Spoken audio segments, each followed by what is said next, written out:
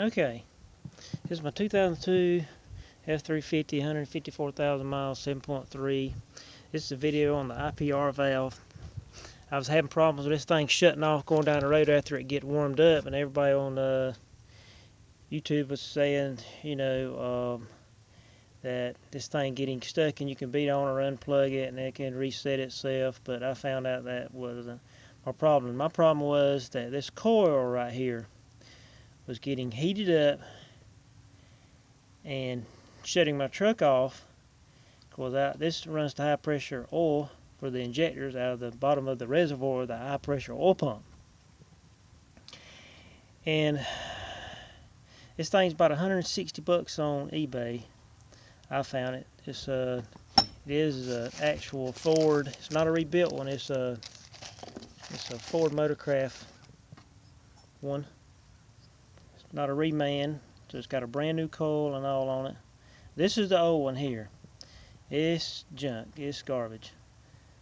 And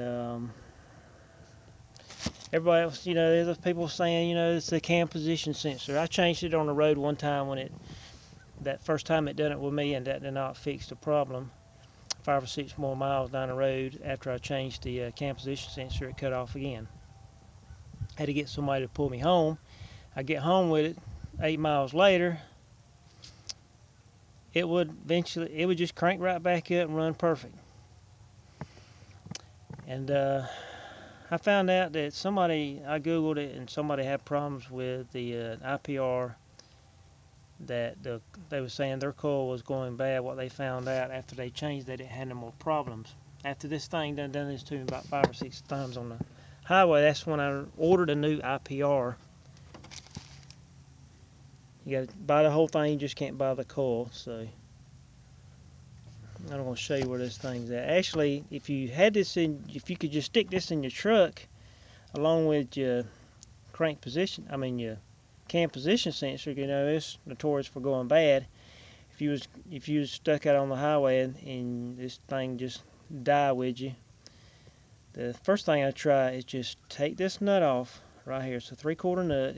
It's not very tight. Take it off, slide this off, and this coil slides off, and unplug your plug.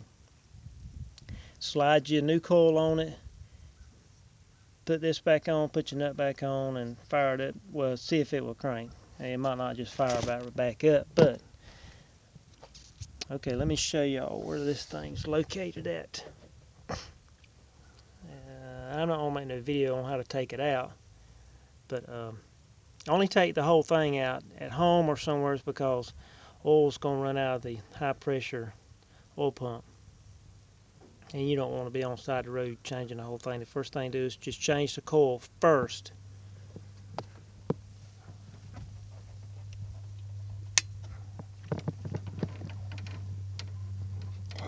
There it is, right down there. I'll run my hand down here. Well, you can see it. It's right there. There's the plug. There's the little 3/4 nut. Thing that slides on there, and then you got your coil up here that slides on there. Take your nut off, slide the little servo piece off, slide the coil off, unplug it, put your new one back on, and maybe that would get you back going. But I found out that was my problem. After I done run through this truck and at home while I was doing a little service maintenance on it, changing the antifreeze and changing the oil, I took the valve covers off and took all the injectors out and changed the O-rings on them. And that helped with my hot starts, because I had I noticed my diesel filter was real black after about 3,000 miles, and I think that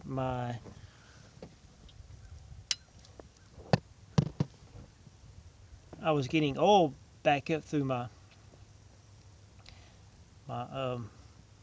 diesel rails back into my filters, the oil was mixing with the diesel filter and coming back up, seeping back up through the past the O-rings and getting mixed in with my diesel fluid, and it was causing my filters to get real black.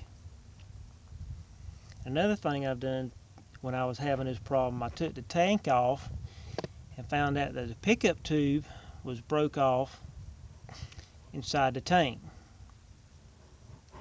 Everybody on YouTube, and I've googled it, they said that, you know, these things was bad about that pickup tube on the end of the pump. You know, not on the end of the pump. You had the fuel pump on the frame of these trucks. It's just that pickup tube would break off, and I think you would lose.